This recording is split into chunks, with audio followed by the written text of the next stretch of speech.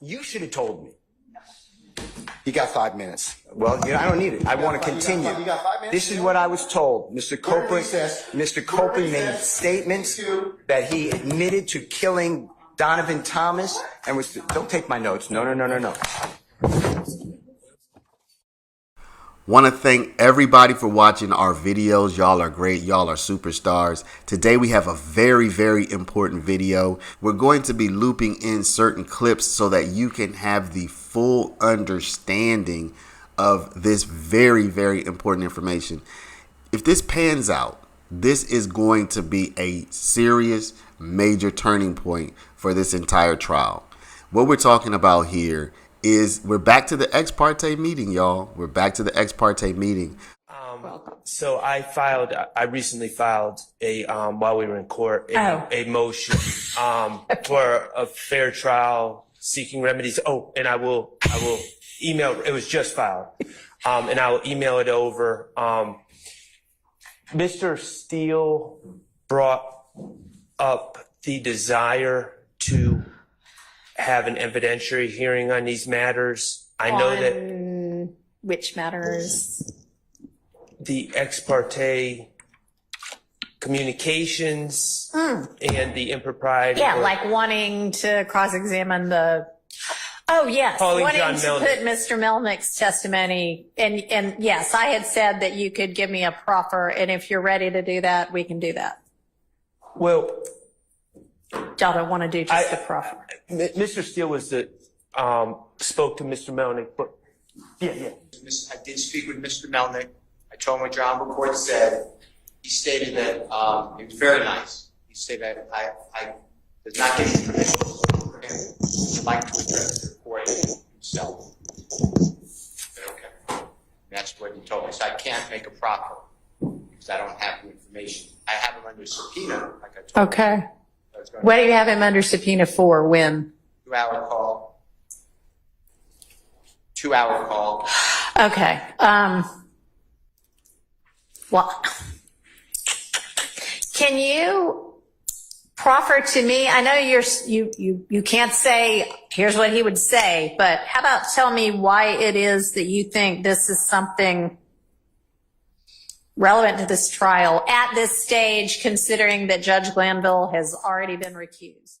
When Judge Glanville finally released the ex parte transcript from the meeting on June 10th, 2024, most of us looked at that after reading through that transcript, and most of us said something seems like it's missing here. There were at least 2 moments, and really there were many moments, but there were 2 key moments during that conversation that seemed to indicate something was up. One was when Woody said there is no statute of limitations for murder. He seemed to be indicating that he would not be covered under any statute of limitations, whether state or federal, for a murder charge. And it kind of left you thinking, why is he bringing up murder right now? And it also kind of left you thinking, having that feeling deep down inside, like, oh man, I hope he wasn't involved in something even bigger, something even more sinister.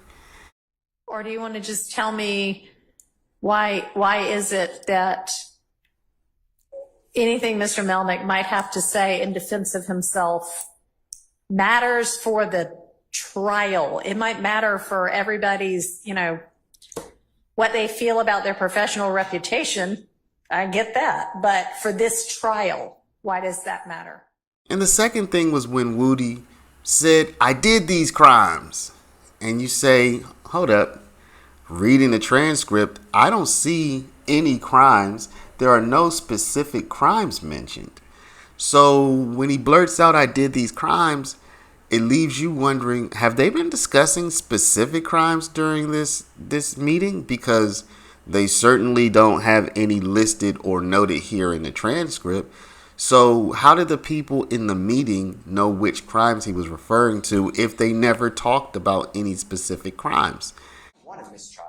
I just want to make it right, and I want the record to be good. So anyway, Mr. Melnick is going to take to task, and you make a credibility determination, Adrian Love, John Melnick's statements. He also adds that he states that he and his client, and he did not tell me, I said I don't want to know because it's attorney-client privilege, but he's going to work on it. He said, I assume that's a waiver. I'm assuming that with his client.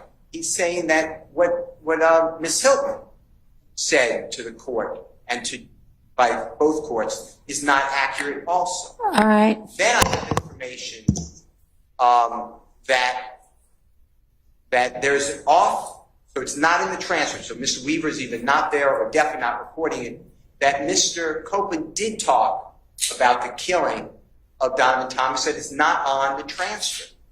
And that would be either Brady, if it's an inconsistency. So wait, so that I understand what you mean. You are saying that you have reason to believe that in the June 10th ex parte meeting, once Mr. Copeland was a part of that he talked about the killing of Nutt at a time when Judge Glanville was in the room? Because there were definitely two different portions where at one point he and Ms. Bumpus talked privately, which obviously nobody recorded because the court, at least the record reflects the court reporter and the court and whomever left the chambers so that they could talk privately. So it's entirely possible he talked to her about that. That wouldn't be on the record, and it shouldn't be on the record. Nobody else heard it. And then there was another portion where I believe the court left so that I don't know if it was you, Miss Hilton, or I think Miss Hilton, Miss Bumpus, and Mr. Copeland could talk together. That's the part I'm talking about. So it's not privileged. Okay. All right. That there was substantive conversation about the killing of Mr. Copeland. Okay. So And Ms. Hilton. hang on. I'm jotting some notes for myself. Give me just a second.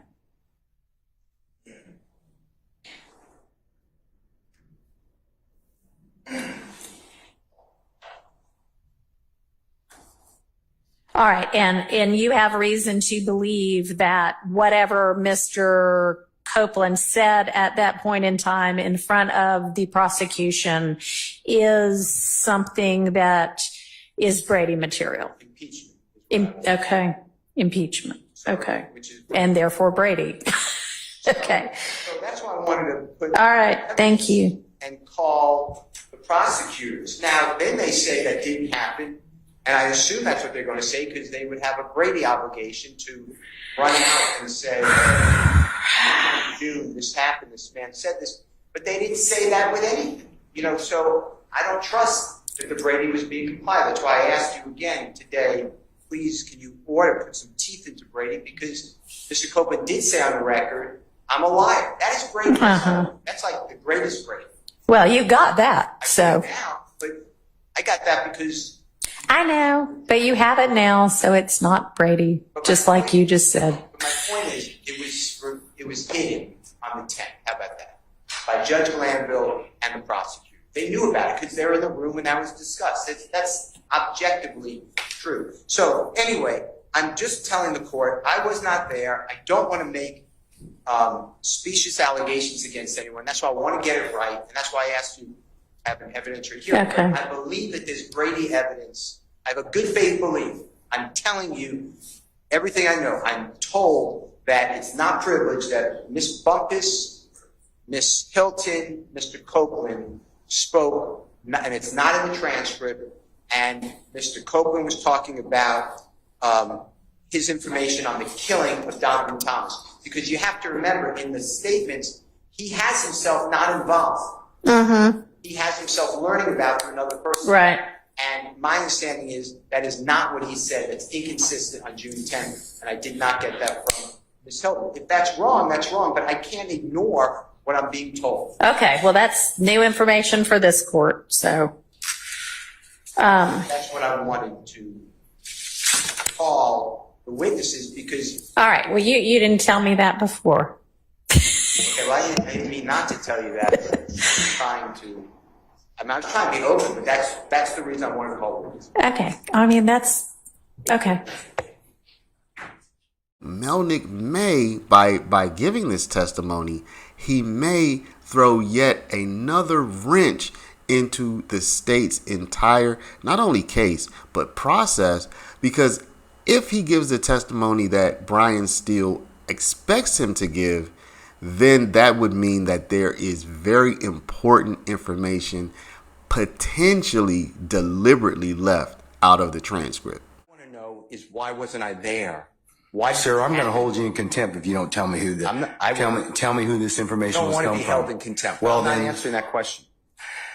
That's attorney-client privilege information. I am not answering. attorney-client privilege. Unless you were in my chambers, that's the only way you can figure out. I am I telling tell you you- what, I'm going to give you 5 minutes. If you don't tell me, Don't who have you, to. I'm if gonna you don't tell me continue. who it is, I'm going to put you. But let me- I'm going to put you in contempt I because understand. that is not attorney-client privilege.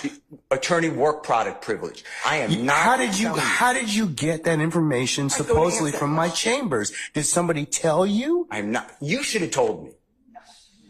You got 5 minutes. Well, I don't need it. I want to continue. You got 5 minutes? This is what I was told. Mr. Copeland, recess. Mr. We're Copeland made recess. statements 2. that he admitted to killing Donovan Thomas and was. Don't take my notes. No. I blinked out after that. You blanked out after that. Okay. Why did you blank out? Because they were saying that I got phone calls saying that I did something.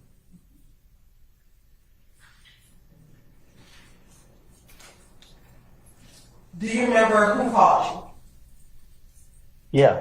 you? Who? Montum.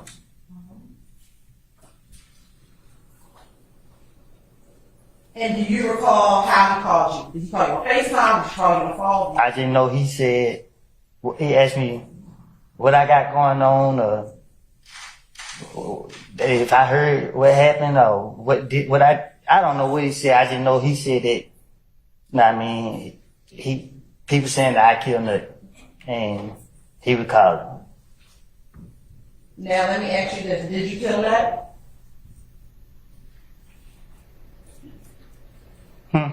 Did you kill that? No.